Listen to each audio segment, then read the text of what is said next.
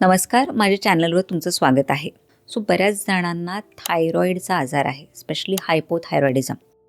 थायरॉईडची गोळी घेऊनही तुमचं थकवा जात नाही किंवा वजन कमी होत नाही, केस गळणं कमी होत नाही, त्यानंतर सतत मूड स्विंगचा त्रास होतो, उदास वाटत राहतं किंवा जे थायरॉईडच्या रिलेटेड जे काही सिम्पटम्स असतात ते काही कमी होत नाही. असं का होतं? कारण जी काही तुम्ही थायरॉईड कंट्रोल करण्यासाठीची गोळी घेता ती पुरेशी नसते.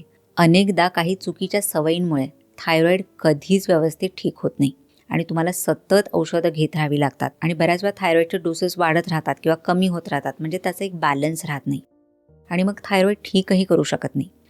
ह्या काही ज्या चुका आहेत त्या तुम्ही सुद्धा करत असाल तर तुमचा सुद्धा जो थायरॉईड आहे तो कधीही ठीक होणार नाही.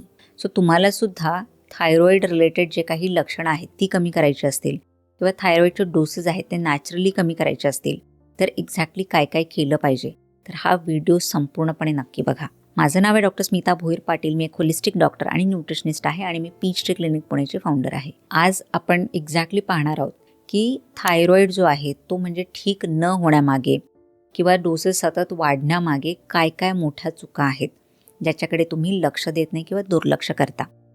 सर्वात पहिलं जे आहे ते म्हणजे क्रॉनिक स्ट्रेस आणि झोपेचा अभाव. आपण गोळ्या सतत घेत राहतो, पण थायरॉईड आजार कशामुळे आलेला आहे किंवा तो कशामुळे वाढतो ह्याकडे लक्ष देत नाही. तर क्रॉनिक स्ट्रेस हे खूप मेजर कारण आहे थायरॉईड हा आजार होण्यामागे आणि तो कंट्रोलसुद्धा होत नाही. मग जेव्हा पण तुम्ही स्ट्रेसमध्ये असता तेव्हा एक हॉर्मोन आहे ज्याला कॉर्टिसॉल म्हणतात. तर हा कॉर्टिसॉल हॉर्मोन शरीरामध्ये वाढतो आणि जेव्हा कॉर्टिसॉल वाढलेला असतो तेव्हा थायरॉईड हॉर्मोन शरीरामध्ये तयार होत नाही.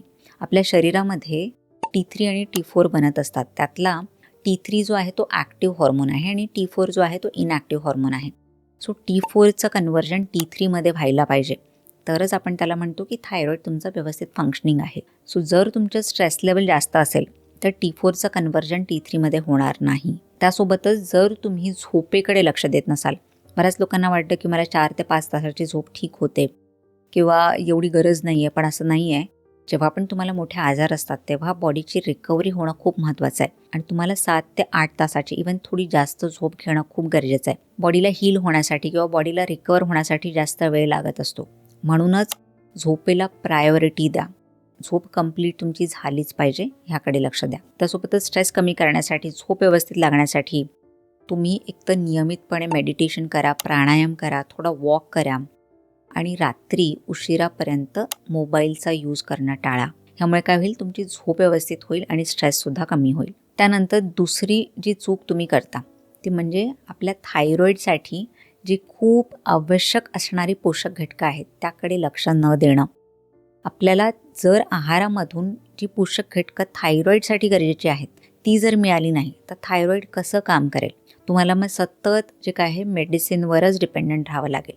तर काही खूपच प्रमुख पोषक घटकं आहेत जसं की सेलेनियम, आयोडीन, आयर्न आणि L-टायरोसिन. ही जी काही पोषक घटकं आहेत ती थायरॉईडने आपलं कार्य व्यवस्थित करावं यासाठी खूप महत्त्वाची आहेत. म्हणूनच ही पोषक घटकं तुमच्या आहारातून मिळणं गरजेचं आहे किंवा तुम्हाला ह्याचे सप्लिमेंट्स घ्यावे लागतील. सेलेनियम काय काम करतं? सेलेनियम हे आपल्या थायरॉईडसाठी सर्वात इम्पॉर्टंट असं न्यूट्रिएंट आहे. आपल्या बॉडीमध्ये जेवढं पण पर्सेंटेज ऑफ सेलेनियम आहे त्यातलं जवळजवळ 80% सेलेनियम हे आपलं थायरॉईड ग्लँडच वापरतं. तुम्हाला आता कळलं असेल की सेलेनियम हे थायरॉईडसाठी किती महत्त्वाचं आहे. हे का महत्त्वाचं आहे? तो थायरॉईड एक प्रमुख कार्य करत असतो, ते म्हणजे T4 हॉर्मोनचं कन्व्हर्जन T3 हॉर्मोनमध्ये करत असतं आणि T3च आपल्या शरीराला गरजेचं असतं. सेलेनियम हे करत असतं. सेलेनियम इम्पॉर्टंट आहे T4चं कन्व्हर्जन T3मध्ये करण्यासाठी आणि सेलेनियम नसेल तर मग हे T4चं कन्व्हर्जन T3मध्ये होणारच नाही आणि मग तुमचा थायरॉईड बराच होणार नाही. त्यानंतर दुसरं जे आहे ते म्हणजे आयोडीन. आयोडीन हे थायरॉईड हॉर्मोन तयार होण्यासाठी महत्त्वाचं आहे. बरेच जण पिंक सॉल्ट घेतात किंवा जे सेंधव मीठ असतं ते खात असतात आणि आयोडाईज मीठ खात नाही. आयोडीन आहारातून न मिळाल्यामुळे सुद्धा थायरॉईडचा प्रॉब्लेम होतो. बऱ्याच जणांना ह्यामुळे गॉयटर होतो, थायरॉईड ग्लँडला सूज येते. म्हणूनच आयोडीन हे सुद्धा थायरॉईडसाठी खूप महत्त्वाचं आहे आणि त्याची कमतरता झाल्यावर पण थायरॉईडचं फंक्शन व्यवस्थित होत नाही. पुढचा आहे आयर्न. थायरॉईडचे हॉर्मोन बनण्यासाठी आयर्नसुद्धा तेवढंच गरजेचं आहे. आयन जेव्हा व्यवस्थित नसतं तेव्हा शरीरामध्ये थायरॉईडचे कुठलेच हॉर्मोन व्यवस्थित बनत नाहीत. त्यानंतर पुढचं आहे एल टायरोसिन. एल टायरोसिन हे ॲक्च्युली एक प्रोटीन आहे. थायरॉईड हॉर्मोन्स जे आहेत ते बनण्यासाठी सुद्धा हे प्रोटीन लागतं आणि हे प्रोटीन पण जेव्हा कमी असतं तेव्हा सुद्धा थायरॉईडचे प्रॉब्लेम होतात. तर ही सगळी पोषक घटकं मिळण्यासाठी काय खाल्लं पाहिजे? तर सेलेनियम मिळण्यासाठी तुम्ही एकतर पंपकिन सीड्स आहेत आणि एक खूप चांगला सोर्स आहे सेलेनियमचा, तो म्हणजे ब्राझिल नट. तुम्ही एक ब्राझिल नट जरी खाल्लं तरी तुम्हाला त्यातून सेलेनियम मिळून जाईल. आयोडीनसाठी तुम्ही आयोडाईज मीठ खाऊ शकता. आणि त्यानंतर आयन आहे. आयनसाठी हिरव्या पालेभाज्या आहेत, बीटरूट, डाळिंब अशा गोष्टी घेऊ शकता. किंवा जर तुम्ही नॉन व्हेजिटेरियन असाल तर तुम्ही चिकन, फिश ह्या गोष्टी घेऊ शकता. चिकन लिव्हर हा खूप चांगला सोर्स आहे आयनचा, तर हे सुद्धा तुम्ही घेऊ शकता. आणि एल टायरोसिन मिळण्यासाठी तुम्ही जेवढे काही प्रोटीन सोर्सेस आहेत तसं नट्स, सीड्स, अंडी, त्यानंतर डाळी ह्या गोष्टी घेऊ शकता, जिथून तुम्हाला हे एल टायरोसिन मिळून जाईल. त्यानंतर तिसरी चूक जी तुम्ही करता ती म्हणजे सतत काही ना काही प्रोसेस फूड्स किंवा बाहेरच्या गोष्टी खाणं. सो जर तुम्ही शुगर जास्त घेत असाल, रिफाईंड ऑइल्स वापरत असाल जेवण बनवण्यासाठी, त्यानंतर मैद्याचे पदार्थ घेत असाल, पॅकेटमधले फूड्स वापरत असाल, तर तुमच्या शरीरामध्ये इन्फ्लेमेशन वाढेल. शरीरामध्ये आतमध्ये पेशींमध्ये सूज येईल आणि त्यामुळे हॉर्मोन्स डिस्टर्ब होऊन जातात. आणि हॉर्मोन्स जेव्हा डिस्टर्ब होतात तेव्हा ऑफकोर्स हॉर्मोन रिलेटेड इश्यूजसुद्धा होतात. म्हणूनच तुम्हाला प्रोसेस फूड्स घेणं कम्प्लिटली बंद करावं लागेल. ही जर चूक तुम्ही करत असाल तरीसुद्धा गोळ्या घेऊनही तुमचा थायरॉईड लेवल जो आहे तो बॅलन्स होणार नाही. त्यानंतर चौथी चूक जे तुम्ही करता ती म्हणजे गट हेल्थकडे लक्ष देत नाही. बऱ्याच जणांना पोटाचे विकार असतात, आतड्यांचे विकार असतात, पण ह्याकडे अजिबात लक्ष देत नाही.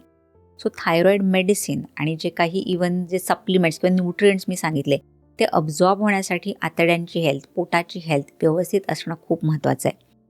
गट खराब असेल म्हणजे तुम्हाला ब्लोटिंगचा त्रास असेल, कॉन्स्टिपेशन असेल, सतत ॲसिडिटी होत असेल तरीसुद्धा ते थायरॉईडवर अफेक्ट होऊ शकतं. म्हणूनच गट हेल्थ सुधारणं खूप महत्त्वाचं आहे. आणि गट हेल्थ सुधारण्यासाठी तुम्ही फर्मेंटेड फूड्स, दही, ताक, किमची, सावरक्राऊट, कांजी ह्या गोष्टी घेत जा. त्यानंतर व्यवस्थित फायबर घ्या, म्हणजे फळं, भाज्या, त्यानंतर फ्लॅक्स सीड्स, चिया सीड्स ह्या गोष्टी घेऊ शकता. आणि पाण्याचा इंटेकसुद्धा व्यवस्थित करा. तुम्हाला कॉन्स्टिपेशन व्हायला नाही पाहिजे, तुमचं पचन व्यवस्थित व्हायला पाहिजे. ह्यासाठी 3 ते 4 लिटर पाणी तुम्हाला नियमितपणे घेतलं पाहिजे. त्यानंतर पाचवी चूक ती म्हणजे फक्त गोळीवर अवलंबून राहणं. बऱ्याच जणांना वाटतं की मी आता गोळी घेते ना तर माझा थायरॉईड बरा झाला पाहिजे, बाकी गोष्टी मी काहीही फॉलो करणार नाही. पण जर तुम्ही असं कराल तर गोळ्या घेऊनसुद्धा तुमचा थायरॉईड जो आहे तो काही ठीक होणार नाही किंवा तो इवन कंट्रोलमध्ये सुद्धा राहणार नाही गोळी घेऊनही. सतत तुम्हाला गोळीचे डोसेस जे आहेत ते चेंज करत राहावे लागतील, सतत डोसेस वाढवावे सुद्धा लागतील आणि लक्षणं पण जी आहेत थायरॉईडची ती सुद्धा बरी नाही होणार. म्हणून गोळीसोबत लाईफस्टाईल चेंजेस करणं सुद्धा खूप महत्त्वाचं आहे. तुम्ही रेग्युलरली व्यायाम करणं, योगा करणं, चालणं, त्यानंतर झोप जे आहे त्याच्याकडे लक्ष देणं, स्ट्रेस कमी करणं ह्या गोष्टी खूप महत्त्वाच्या आहेत. तर ह्या ज्या काही 5 चुका तुम्ही सुद्धा करत असाल तर तुमचा थायरॉईड जो आहे तो बरा होणार नाही. बघा, आम्ही आमच्या क्लिनिकमध्ये थायरॉईड जो आहे तो होलिस्टिक वेने ठीक करतो. ह्यासाठी आम्ही एक प्रॉपर डाएट देतो. त्यानंतर काही जे योग्य सप्लिमेंट्स आहेत, गरजेचे सप्लिमेंट्स आहेत ते सजेस्ट करतो. त्यासोबतच योगाचे सेशन्स आहेत ते ॲडवाईज करतो. अशा बऱ्याच गोष्टीमुळे जो काही हायपोथायरॉइडिझम आहे तो नॅचरली कंट्रोल होण्यासाठी मदत होते. सो तुम्हालासुद्धा जर थायरॉईडचा आजार खूप काळापासून आहे, त्याचे सिम्पटम्स जात नसतील तर मला कमेंट सेक्शनमध्ये जरूर सांगा. एक्झॅक्टली काय केलं पाहिजे हे मी तुम्हाला नक्की सजेस्ट करेन. So thank you for watching this video. हा व्हिडिओ जर तुम्हाला इन्फॉर्मेटिव्ह वाटला असेल तर तुम्ही तुमच्या फ्रेंड्स आणि फॅमिली मेंबर्ससोबत सुद्धा नक्की शेअर करा. सो हेल्दी खा, हेल्दी राहा आणि स्वतःची काळजी घ्या. Bye bye.